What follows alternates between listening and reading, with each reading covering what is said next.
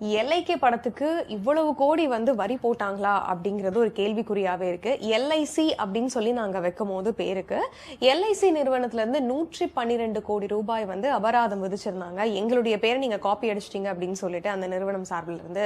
So அந்த மாதிரி ஒரு நோட்டீஸ் அனுப்புனதுக்கு அப்புறமா நான் என்ன யோசிச்சு வச்சிருந்தேன்னா, முன்னாடியே எல்ஐசி அப்படிங்கிற பேரை நான் தேர்வு பண்ணல. எல்ஐபி, எல்ஐடி, எல்ஐகே அப்படின்னு சொல்லி நான் நிறைய வந்து யோசிச்சு வச்சிருந்தேன். அதுல இருந்து தான் நான் வந்து எல்ஐகே அப்படின்னு சொல்லி வச்சுட்டேன் அப்படின்னு சொல்லியிருக்காங்க. இப்ப லைக் அப்படின்னு சொல்லி சொல்லும் பொழுது இன்னுமே நல்லா இருக்கு. லவ் இன்சூரன்ஸ் கம்பெனி அப்படிங்கிற மாதிரி தான் இதை வந்து ப்ரொனவுன்ஸ் பண்ணிருப்போம் ஒரு இடத்துலயும் அப்படின்னு சொல்லி விக்னேஷ் சிவன் வந்து இதுக்கான விளக்கத்தை கொடுத்திருக்காரு. ஸோ எல்ஐடி, எல்ஐஎஃப் அப்படின்னு சொல்லி இவர் என்ன வித்தியாசமா யோசிச்சு வச்சிருக்காரு. ஒரு படத்துக்கு இதுதான் பேர் அப்படின்னா வந்து அந்த பேரை ஃபிக்ஸ் பண்ணிருக்கலாம். இது என்ன இவ்வளவு யோசிச்சு வச்சிருக்கேன்னு சொல்லியிருக்காரு அப்படின்னு சொல்லிட்டு நெட்டிசன்கள் கிண்டல் பண்ணிட்டு வர்றாங்க. இருந்தாலுமே ஒரு படத்துக்கு ஒரு பேரை, அதுவும் எல்ஐசில இருந்து ஒரு பேரை வைக்கிறாங்க அப்படின்னா 112 கோடி ரூபாய் அபராதம் போட முடியுமா?